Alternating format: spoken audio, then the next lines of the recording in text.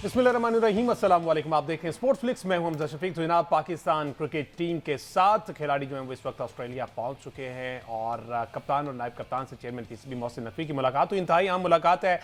Positive gestures show किए गए हैं दोनों की जानिब से और ये कहा गया है कि उम्मीदें हमारी यही हैं, कोशिश हमारी यही है और हमें यकीन है कि हम जो ऑस्ट्रेलिया सीरीज़ है वो जीत जाएंगे। इसके साथ साथ आगे जिम्बाब्वे और फिर साउथ अफ्रीका, ये सारी सीरीज़ जो है वो पाकिस्तान इसमें पॉजिटिव इंटेंट शो करता पाकिस्तानी प्लेयर जो है वो दिखाई देंगे। इसके साथ साथ थोड़ी सी बात करनी है स्क्वाड जो अनाउंस किया गया, प्लस सेंट्रल कॉन्ट्रैक्ट में बहुत से प्लेयर्स की तरक्की हुई है, कुछ की तनजली हुई है, वजूहात क्या बनी, सारी सूरत पर बात करेंगे। फॉर्मर कैप्टन सलमान भट्ट साहब हमारे साथ स्टूडियोज में मौजूद हैं। इसके साथ साथ सईद ने ज्वाइन किया। Welcome to both of you ji. But सब पहले तो आगाज कर लेते हैं स्क्वाड से। ODI squad, T20 squad Australia के लिए जो अनाउंस किया गया है, आप समझते हैं कि बेस्ट जो पॉसिबल अवेलेबल थे हमारे पास वो इसमें शामिल हैं या किसी का स्टिल कोई ना कोई हक मारा गया? देखिए, कुछ चीज़ें हैं इसमें। एक पहले इसकी पॉजिटिव एस्पेक्ट देखते हैं। पॉजिटिव एस्पेक्ट इसका ये है कि इसमें काफ़ी यंगस्टर्स आपको डिफरेंट मौक़ों पे इंडक्ट होते नज़र आ रहे हैं। ठीक है, अरफात मिन्हास का अंदर आना, फैसल अकरम का अंदर आना, ठीक है, फिर आप आगे देखिए कि कामरान गुलाम आपको टीम के अंदर नज़र आ रहे हैं, तो परफॉर्मेंसेस रिवॉर्ड होती नज़र आ रही हैं। हसनैन आपको अंदर नज़र आ रहे हैं, इरफान खान न्याजी आपको अंदर नज़र आ रहे हैं। तो परफॉर्मेंसेस का वो उनको आगे से अप्रिसिएशन मिल रही है। But when you have a look at it, तो आपको लगता है कि यार ये उस्मान खान सिर्फ T20 में आया, स्कोर तो इसने वनडे में किया, 23-200 तो उसने वनडे में किया है। आपका बेस्ट प्लेयर हुआ है चैंपियंस कप का, तो वनडे का फॉर्मेट था, तो ये वनडे में नहीं है। अच्छा चलें, अगर हम ये बात मान लें कि लेट्स अज्यूम कि ऑस्ट्रेलिया में कंडीशन तेज़ है, बाउंस होता है बॉल ऊपर उठता है, स्पीड आती है, आपको जो पेस के अगेंस्ट कंफर्टेबल है ना, वो वाला प्लेयर जाना चाहिए। फिर शान मसूद कैसे बाहर होता? ऑस्ट्रेलिया में सबसे अच्छा तो वो खेलता है। पिछले गेंद को आप टेस्ट मैचेस उठा के देख लें, आप T20 का वर्ल्ड कप उठा के देख लें, ऑस्ट्रेलिया में सबसे जो कंट्रोल्ड बैटिंग की है वो शान मसूद ने किया। तो फिर शान मसूद इसमें से बाहर कैसे होता है? और साइम अयूब इसमें कैसे आते हैं? क्योंकि उनकी तो वनडे में कोई परफॉर्मेंस ही नहीं है। ठीक है, तो इफ दैट्स द केस, तो ये वो वाली चीजें हैं जो डिबेटेबल है।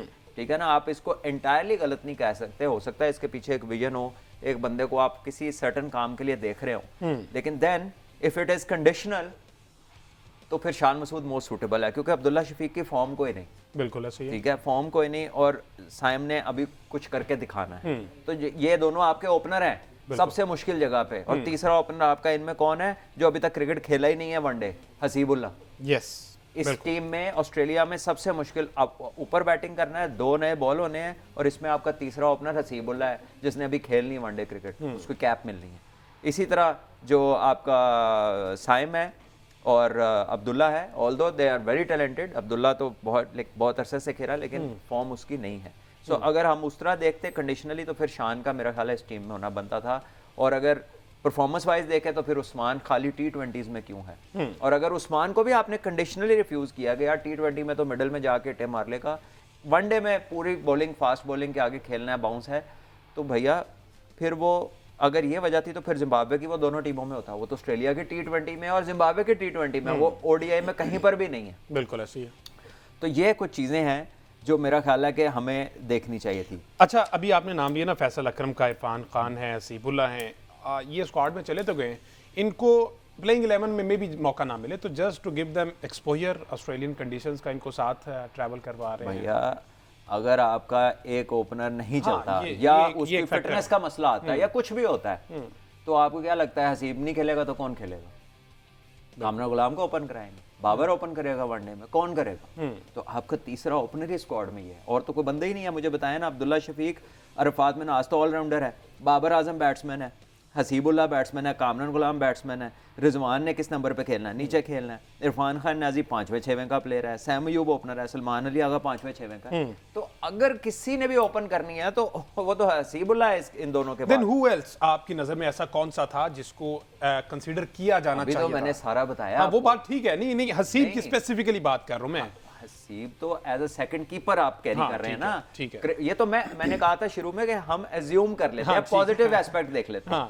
लेकिन पीसीबी ने जो अपनी टीम अनाउंस किया, उन्होंने ये थर्ड ओपनर नहीं मेंशन किया, विकेट कीपर बैट्समैन है। ठीक है, तो उसके लिए मैंने शान का नाम लिया तो है।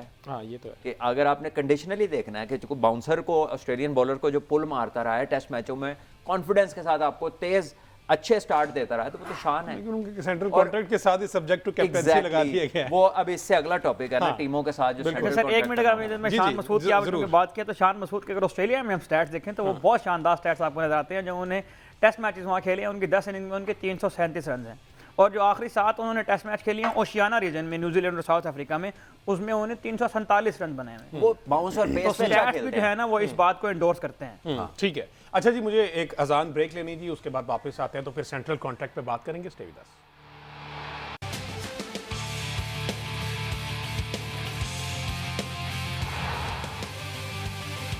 वेलकम बैक जी। बात हो रही है Pakistan cricket team versus Australia, जो सीरीज 4 नवंबर से इसका आगाज होने जा रहा है। पहला ओडीआई है, 7 रुकनी स्क्वाड जो इस वक्त ऑस्ट्रेलिया पहुंच चुका है। दीगर खिलाड़ी भी जो है वो सफर उनका जारी है। इसी पर बात हो रही है, स्क्वाड जो अनाउंस किया गया। बट सब ओडीआई स्क्वाड की हमने बात की, थोड़ी सी T20 पर भी नजर डाल दी जाए। इसमें अब बहुत से ऐसे नाम हैं जो काफी हद तक सरप्राइज भी कर रहे हैं, जिसमें जांदाद खान, उमैर बिन यूसुफ, ठीक है, साहिबजादा फरहान की इंक्लूजन हमें समझ आती है। लेकिन स्पेसिफिकली मैं जांदाद खान की अगर बात करना चाहूँ तो हमने साइम अयूब के बारे में देखा कि स्टार्ट मुश्किल करा दिया गया। इन कंडीशंस में जांदाद को लेके जाना, ये प्रेफर करते हैं कि अगर उसको इमर्जिंग एशिया कप खिला देते तो उसको थोड़ा बहुत हेल्प मिल जाती, उसको एक्सपोजर मिल जाता। देखिए, ये बात हमने इसी प्लेटफॉर्म पे GNN से पहले भी की थी कि जो कंडीशन ओमान की है पेस एंड बाउंस के हवाले से, तो वो काफ़ी कह लें कि उसमें कुछ सिमिलैरिटीज़ हैं जो कि ऑस्ट्रेलियन कंडीशंस के साथ हैं।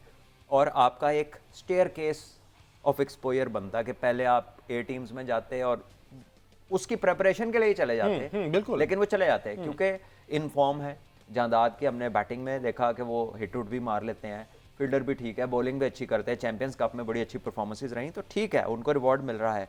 बट मैं आपकी बात से एग्री करता हूँ कि उसका एक स्टेयर केस बन जाता। दूसरी बात यह है कि आप अहमद दानियाल को लाए, ये आपने बड़ा अच्छा किया, ठीक है ना, वो परफॉर्म कर रहा है, उसने बैट बॉल दोनों के साथ परफॉर्मेंसेस की हैं, तो बड़ी अच्छी चीज़ है ये। लेकिन शाहनवाज धानी जो टीम के अंदर आए हैं, ये प्योरली अपनी फॉर्म लैक कर रहे हैं। इनकी जो बेस्ट बॉलिंग अभी की है वो भी ओमान के सामने की है, ठीक है। और ओमान की टीम जो है वो टीम है जिसकी रात मैच से पहले 9 बंदे चेंज हुए ए टीम के अंदर। उनका कोई डिस्प्यूट था, उसका हमें नहीं मालूम क्या डिस्प्यूट था। 9 प्लेयर उस टीम के जो रेगुलर प्लेइंग 11 में खेलने वाले हैं वो चेंज हुए, और उसमें 4 से 5 लोग जो कि ओरिजिनली स्क्वाड में ही नहीं थे वो स्क्वाड में आए और वो प्लेइंग 11 का हिस्सा बने। तो एक बड़ी डिस्टर्ब टीम, हालांकि वैसे ओमान की टीम अच्छी है, उनकी क्रिकेट वेल ऑर्गेनाइज्ड है, लेकिन वो कोई भी जो हमें नहीं पता अब इंटरनल डिस्प्यूट उनका क्या था, व्हाटएवर, जाहिर है, लेकिन वो वहाँ की परफॉर्मेंस और वहीं पे अच्छी टीमों के खिलाफ उनकी बॉलिंग देख लें, चैंपियंस ट्रॉफी में बॉलिंग देखें, इकोनॉमी रेट देख लें और सारी चीज़ें देख लें, तो आपको लगता है कि आकिफ जावेद एक नाम है जो मिसिंग नज़र आता है आपको इन चारों टीमों के अंदर नहीं है वो। अब अगर वो अनफिट हैं तो फिर क्रिकेट बोर्ड उनको मेंशन कर सकता था कि आकिफ क्योंकि अनफिट हैं तो हम ये बना रहे हैं। और अगर वो अनफिट थे तो जिस किस्म की उनकी हाइप थी, अगर आप उस वक्त के जो कोच गैरी कर्स्टन उनके पाकिस्तान के हेड कोच थे, तो उन्होंने तो उसकी बड़ी तारीफ की थी। उन्होंने क्या, हर बंदे ने उसकी तारीफ की, तेज़ बॉलिंग कर रहा था, एग्रेसिव था, विकेटें ले रहा था, उसकी टीम जीत रही थी। तो आकिफ कहीं हमें नज़र नहीं आए, यहाँ तक कि आकिफ का नाम तो सेंट्रल कॉन्ट्रैक्ट की डी कैटेगरी में भी नहीं है। तो दैट इज़ वन नेम जिस पे मैं सरप्राइज्ड हूँ। मुझे रीज़न नहीं पता, लेकिन क्योंकि रीज़न को बताया ही नहीं गया। तो वो आई थिंक इस सारी लॉट में एक वो बच्चा है जो कि ना मिसिंग है और जो कि आई थिंक प्रॉपरली डिज़र्व करता था कि वो उसका नाम इन चारों में से कहीं या 2-3 जगहों पे उसका नाम होना चाहिए। बिल्कुल। इसके स्टैट्स आकिफ जावेद की एक खास बात यह है कि उनके अगर हम फर्स्ट क्लास के स्टैट्स देखें, लिस्ट ए के स्टैट्स देखें, तो वो तीनों फॉर्मेट्स के अंदर जो है वो कंसिस्टेंटली विकेट्स ले रहे हैं। उनके फर्स्ट क्लास में 23 मैचेस हैं, 52 विकेटें हैं, 33 उनकी लिस्ट ए विकेटें हैं, 49 उनकी T20 की विकेटें हैं। और खासतौर पर अगर आप चैंपियंस कप देखें तो चैंपियंस कप में अगर आप बॉलर्स की एवरेज स्पीड देखें तो पाकिस्तानी फास्ट बॉलर का मसला तो चल रहा है स्पीड का। शाहीन शाह और नसीम शाह की स्पीड आपको पता है कि 130 पे आ चुकी हुई है। तो एवरेज स्पीड अगर निकालें तो आकिफ जावेद की जो एवरेज स्पीड थी वो चैंपियंस कप में सबसे ज़्यादा थी। चैंपियंस कप के दौरान उन्हें 30 ओवर करवाए जिनमें उन्हें 7 खिलाड़ी आउट किए। और उनकी खास बात यह है कि इनका जो इकोनॉमी रेट है वो कंसिस्टेंटली 4.5 से 5 के दरमियान में रहा है। तो आकिफ जावेद जो है वो बहुत एक ऐसा ऑप्शन थे। और ख़ास तौर पर जब आप हारिस रऊफ़ को साथ लेकर जा रहे हैं, और हारिस रऊफ़ की भी कोई ऐसी परफॉर्मेंस हमें नज़र नहीं आती जिसकी बुनियाद पर हारिस रऊफ़ जो है वो इस टीम का हिस्सा बन गए हैं। चैंपियंस कप हो, पिछले साल का वर्ल्ड कप हो, उसके बाद T20 अगर आप थोड़ा अगर इसमें वक्त हो तो हम उनके हारिस रऊफ के भी स्टैट्स जो है वो शेयर कर सकते हैं। तो अगर हारिस रऊफ को आप टीम में लेकर जा रहे हैं तो आकिफ जावेद के तो स्टैट्स उससे कहीं बेहतर है अगर आप स्टैट्स की बुनियाद पर भी टीम बनाते हैं तो हाउस ऑफ आकिफ नहीं है ना वहाँ पर, इस वजह से जो हारिस को ना वो अच्छा देखिए यहाँ पर आप अगर देखें तो फ़खर जमान, इमामुल हक और उसामा मीर सेंट्रल कॉन्ट्रैक्ट में वो नाम है जो सब्जेक्ट टू फिटनेस हैं। यस, तो सब्जेक्ट टू फिटनेस अगर नुमान को आपने लिखा है आगे तो आप इनके आगे भी लिख सकते हैं, क्योंकि ये ठीक है फ़खर का तो एक रीज़न उन्होंने दिया कि वो ट्वीट का है, बट अगेन वो तो एक डिफरेंट मैटर है ना। वो तो एक शो कॉज हुआ, उसका कुछ रिप्लाई शायद उन्होंने किया है, उस पर भी इन फैसला अनदर होना वे है। आप उसको पनिश कर सकते थे, लेकिन for the sake of country उन कंडीशंस में जो बंदा अच्छा खेलता है और उसकी एवरेज अच्छी है, ठीक परफॉर्मेंस है, हाँ। बोर्ड की एक अपने जो भी पैरामीटर्स हैं, ठीक है ना, उसके मुताबिक उसको देखें, लेकिन you can subject to you know the show cause या subject to fitness, you should have done that. Subject tweets वाले की मामले में- बात पर अगर करना है तो माजी में ट्वीट्स तो ये भी हुई हैं कि सोचना भी मत, और हाँ, जब ये वो सारी हल्की चीजें फुल्की वो बात चलते करना रहे, जरूरी थी। लेकिन वो तब उनके हक में थी ये सारी चीजें। बहरहाल क्विकली एक मिनट, उमर बिन यूसुफ पे सलमान भाई, उन्होंने भाई इमर्जिंग एशिया कप खेला है, वहाँ से जहाँ तक मुझे याद है सेमीफाइनल वाली परफॉर्मेंस के अलावा और उस तरह से हाईलाइटेड परफॉर्मेंस है नहीं, तो इनकी सिलेक्शन T24 ऑस्ट्रेलिया टूर। देखिए अच्छी बात ये रहे हैं फ्लैशी 20s, फ्लैशी 22-23 कर दिया, 25 कर दिया, कोई 31-32 कर दिया, वो इससे बहुत बेहतर प्लेयर है। ठीक है, वो उनकी कैपेसिटी अगर उसकी आप देखें, प्रॉपर बैट्समैन लगता है आउटसाइड से, और मेरा ख्याल है कि उसको हमें छोटे फॉर्मेट में ही सिर्फ ज़ाया नहीं करना चाहिए, हमें उसकी यूटिलिटी को, कैपेसिटी जितनी उसको अल्लाह ने दी है उसके मुताबिक हमें उसको डेवलप और इस्तेमाल करना चाहिए। जितना मैंने उनको देखा हुआ है मुझे लगता है कि वो प्रॉपर बैट्समैन है, अच्छे प्लेयर हैं, लेकिन जो मैं उनको रिसेंटली देख रहा हूँ ना, वो सारा रैंप और स्वीपों में पड़ गया, मैं पीछे मार दी, इधर से रिवर्स मार दी, तो वो जो 50-60 रन भी थे ना, वो फुल ऑफ रिस्क थे, उसमें कोई कमांड एंड अथॉरिटी वाली चीज़ नहीं थी। आप अपनी बैटिंग को देख लीजिए और आप सदीकुल्लाह अतल की बैटिंग को देख लीजिए, आपको लगता था इस बंदे को आउट कहाँ से करना है हमने, अच्छा। और वो रन्स भी कर रहा था, उसका स्ट्राइक रेट 140 प्लस है।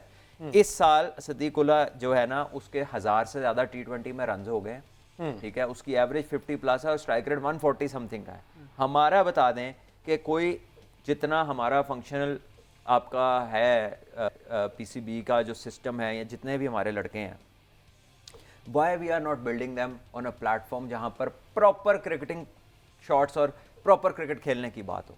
हम ये फैंसी और ये गिमिक्री और टाइमली चीज़ों में क्यों पड़े हुए हैं जिसकी लॉन्ग लास्टिंग ही नहीं है, जिसकी आउटकम 10 में से 1 बार है या 50 में से 4 बार है, हम उस चीज़ के पीछे क्यों पड़े हैं? और जो 50 में से 32-35 बार चीज़ हमें अच्छा करके दे सकती है, हम वो चीज़ बिल्ड क्यों नहीं कर? अच्छा बट साहब, अब जरा सेंट्रल कॉन्ट्रैक्ट पे आ जाए ना, बहुत से ऐसे प्लेयर्स हैं जो मेरा ख्याल, खैर ये तो नहीं कह सकते कि डिजर्व नहीं करते थे, मेहनत सभी कर रहे हैं, लेकिन कैटेगराइज उन्हें टू मी उनको बेहतर नहीं किया गया जिस तरह से। और ये जरा स्पेसिफिकली बताइएगा, ये शान मसूद के आगे सब्जेक्ट टू कैप्टेंसी क्यों मेंशन करना पड़ा बिलाखिर? देखिए I think as the current position stands, वो पाकिस्तान का टेस्ट कैप्टन है, बिल्कुल ऐसे ही है। As the recent events tell you, he is just one a series, ठीक है। अब उसमें आकिब भाई का बड़ा हाथ है, उन्होंने आके वो एक दिखाया, यार तरीका है, अगर तुसी किधर लगे हुए हो, इधर आओ भाई वापस, ये हमारे पास ये कंडीशन है जिससे हम जीत सकते हैं, उससे आप जीते, ठीक है। वाई ही वाज सफरिंग, वो कोशिश कर रहा था डिफरेंटली, वो खेलता ज़्यादा इंग्लैंड में, उसने कहा ग्रीन विकेट बना लो, आइडिया उसका ठीक था कि हमारे जो है ना बांग्लादेश को हम सीमर से पकड़ लेंगे, लेकिन उसको ये आइडिया नहीं था कि हमारे सीमर्स जो हैं वो वाइट बॉल के स्पेशलिस्ट हैं, वो भी उसमें भी वो डेवलपिंग स्टोरी है। 4 डे वाली तो अभी कहानी ही टेस्ट क्रिकेट वाली वो नहीं है, ना उस तरह की फिटनेस थी, ना वो स्पीड थी, ना वो बेचारे डिलीवर कर पाए। अब उन पे काम होना है, या उन्होंने फर्स्ट क्लास क्रिकेट खेलनी है, या आगे जाके वो उस तरह बेहतर होना है। तो हमें जो प्लान सूट करता था ना, वो ये था, तो ये तो उन्होंने किया। अब जब उसके मुश्किल टाइम से वो शिफ्ट में आया, तो मेरा ख्याल है कि हमें उसको इससे बेहतर ट्रीट करना चाहिए, हाँ। ठीक है, और उसको बैक करना चाहिए। Do not just you know, अब अगर हम ही अपने कप्तान का इंट्रोडक्शन ये करा रहे हैं खबर में कि जी सब्जेक्ट टू कैप्टनसी है, तो इमेजिन वो जब इधर उधर जाएगा या अपने कंपेटिटर से या कोलीग से या इंटरनेशनली अपने कंटेम्प्रेरी से बात करेगा, तो उसकी क्या स्टैंडिंग होगी? होगा तुम तो सब्जेक्ट टू कैप्टनसी हो भाई, तू भी गल्ला कर रहे हैं। तो this should not be the way to treat our boys, ठीक है। उसके बाद साउथ शकील एक कंसिस्टेंट परफॉर्मर है, बिल्कुल हर सीरीज में 100, मुश्किल टाइमों पे 100, मुश्किल कंडीशंस में 100। एटलीस्ट श्रीलंका की सीरीज मुझे याद पड़ी है, ये इंग्लैंड वाला fastest 1000 रन बनाने मैच वाले याद पड़ा पाकिस्तानी बैटर है। हैं वो। फिर आपके टेल एंडर्स के साथ, नुमान और साजिद के साथ इस बंदे ने रन्स किए क्योंकि आप टॉस हार गए थे, अगर आपका स्कोर उससे नीचे होता तो आप भी फंस सकते थे। बिल्कुल ऐसे ही।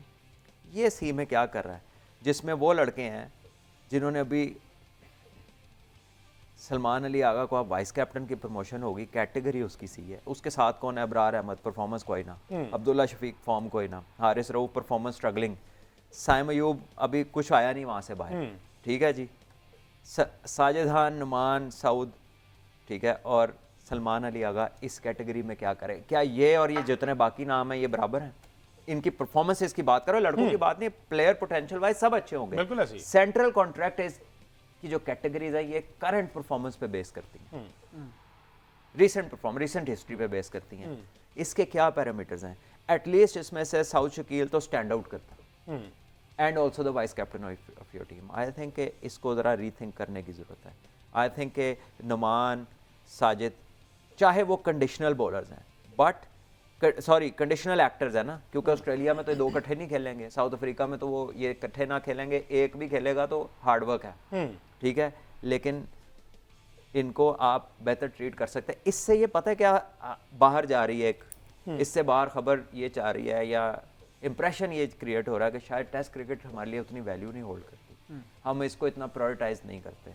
तो आई थिंक ये वो चीज़ है जिसको हमें रीथिंक करने की उन्होंने कैटेगराइज भी कर लिया ना, कुछ जगहों पे उन्होंने सोचा कि करंट परफॉर्मेंस बेस रखा है, शाइन को ए से बी में कर दिया, करंट परफॉर्मेंस नहीं अच्छी, लेकिन ऑन दी अदर हैंड जो बाकी तो हैं, जिनको बी में हाँ, बी में ये जो हमारे दो प्लेयर हैं, शहजादे, they are recently drop from the team, और उनको बी में स्टिल ये ड्रॉप प्लेयर बी में है और परफॉर्मिंग प्लेयर सी में है। तो चाहे उसको वो बाद में या वो कहें कि ये हमने रेस्ट दिया है, बट इफ यू न्यू कि they can win you a game, you will never give them the rest.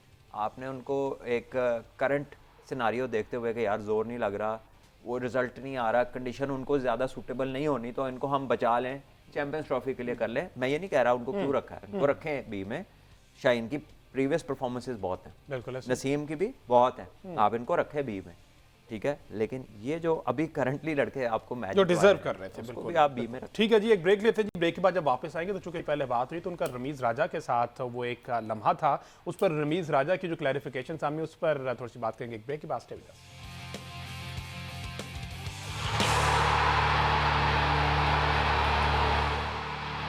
Welcome back जी। बात हो रही है पाकिस्तान क्रिकेट के हवाले से। ऑस्ट्रेलिया टूर स्टार्ट हो रहा है 4 नवंबर से, उस पर हमने बात की है, स्क्वाड पर बात की, सेंट्रल कॉन्ट्रैक्ट की बात की। अब थोड़ी सी बात कर लीजिए जो इंग्लैंड के खिलाफ एक तारीखी फतह पाकिस्तान को मिली है 3 साल 8 महीने के बाद, और विनिंग कैप्टन जब पोस्ट मैच सेरेमनी में रमीज राजा और जैनब अब्बास वहां पर मौजूद थी तो उनसे जीत पे बात करने के बजाय उनकी नाकामियों पर थोड़ी सी बात की। सोशल मीडिया पर इस पर बड़ा चर्चा हुआ है, सिर्फ सोशल मीडिया के हवाले से ही मैं बात करना चाह रहा हूँ। फिर देन रमीज राजा को एक्सप्लेनेशन देना पड़ी कि मेरा वो मतलब नहीं था, गलत कॉन्टेक्स्ट में ये बात ले ली कि जरा रमीज राजा ने क्या कहा वो पहले दिखाएगा, फिर भट्ट साहब का कमेंट लेते हैं। भट्ट साहब 3 जो मेन पॉइंट इन्होंने रेज किए, उन्होंने कहा कि मेरा राइट है, मैं किसी भी तरह का सवाल कर सकता हूं, बीइंग प्रेजेंटर, जवाब देना अगले बंदे का राइट है। उसके बाद कहा कि हम सब स्टेक होल्डर्स हैं, हम फैंस और हम जो हैं वो कुछ भी पूछ सकते हैं, ये हमारा राइट है।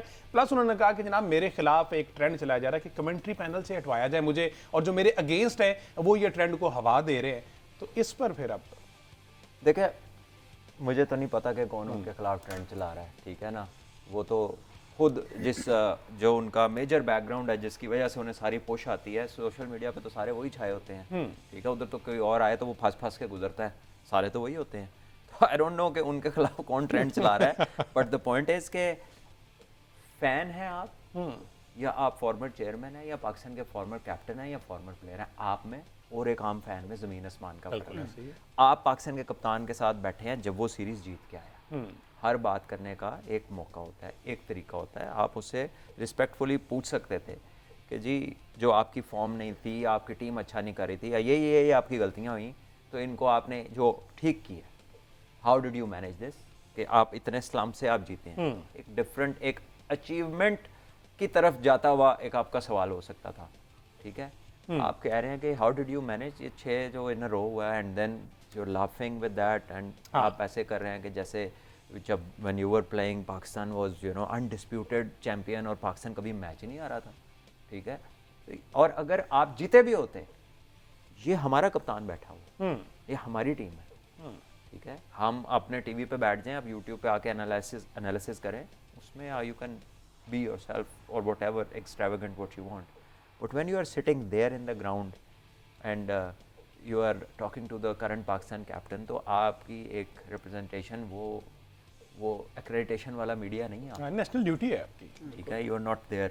तो लेकिन ये तो हम कह रहे हैं ना, अब वो इतने सीनियर ब्रॉडकास्टर हैं, इतना सारी दुनिया में उनका तजर्बा है, इतने आला मनसब पे वो हर जगह पे रहे हैं, अगर फिर भी उनकी ये जस्टिफिकेशन भी नहीं थी, ये तो शिकायत के आगे शिकायत कर रहे हैं, इसमें अपोलोजेटिक तो एलिमेंट ही कोई नहीं है, इसमें तो रीजनिंग है। और वो क्या कहते हैं कि रीजनिंग जो है वो बड़े दबंग तरीके से रीजनिंग हो रही है कि मैनू तुसी की गलत कह रहे हो भाई, मेरा राइट है। तो ठीक है, फिर मैंने कुछ गलत अगर वो फील करते हैं कि उनका राइट है तो बाकी लोगों के भी राइट है। तो फिर जब आप कुछ भी कह सकते हैं तो फिर कोई भी कुछ कहता रहे, तो फिर घबराना क्या है, फिर आप भी कहते रहें और वो भी कहते रहेंगे। 6 मैचेस की बात की आप अपनी जस्टिफिकेशन दें, वो अपने ट्रेंड चलाते रहे, फिर आपको क्या है, फिर मैच बढ़ गया। जहां तक तो उन 6 मैचेस का ताल्लुक है ना, जो शान मसूद साहब हारे हैं उनमें से 3 मैच तो वो हारे ऑस्ट्रेलिया में, बिल्कुल ऐसे ही और अच्छे हारे लड़के। और चलें इस बहाने मुझे ये देखने का मौका मिल गया कि रमीज आजा साहब जो खुद ऑस्ट्रेलिया में परफॉर्म करते हैं, रमीज आजा साहब की 16 की बैटिंग एवरेज ऑस्ट्रेलिया में ओडीआईज में, उस पे मत जाए। मैं रिक्वेस्ट कर रहा हूँ कि उस पे हम नहीं जाते। देखिए, हो सकता है कि आप में वो हमें अपॉर्चुनिटी ना मिली हो, या हम we happen to go to Australia, it's a difficult place, लोग वहां पे फंस जाते हैं, बड़े बड़े जाके टीमें हार जाती हैं, दुनिया के प्लेयर, उसको साइड पे चले 3 मैच वो हारे ऑस्ट्रेलिया में, 29 साल से कोई 10 मैच पेपर टाइम का 3 मैच हम हारे उस ऑब्नॉक्शियस पॉलिसी की वजह से जो आपने बनाई, जो पिचें खराब की, जो पिचें आपने खराब की, हम 3 मैच उनकी वजह से हारे। और आप यहाँ पे, मैं बतौर एक क्रिकेट फैन, मैं आपको ये इजाजत नहीं दूंगा कि आप हमारे टीम कप्तान को रिडिक्यूल करें, दैट्स इट। ठीक है जी, बल्कि आपको अपोलोजेटिक होना चाहिए कि ये मेरे से गलती हुई, मुझे पता ही नहीं था कि पिच बन सकती है। आप आगे डेफिनेटली व्हाट्सएप फर्दर इस पर बात करेंगे, कल के प्रोग्राम में इस पर मजीद थोड़ी सी गुफ्तगू करेंगे। आकिब जावेद को डायरेक्टर हाई परफॉर्मेंस और इसके साथ साथ नदीम खान के हवाले से उन्हें कुछ अहम जिम्मेदारियां मिलने जा रही हैं, ये कल के शो में हम पूछेंगे। आज के शो से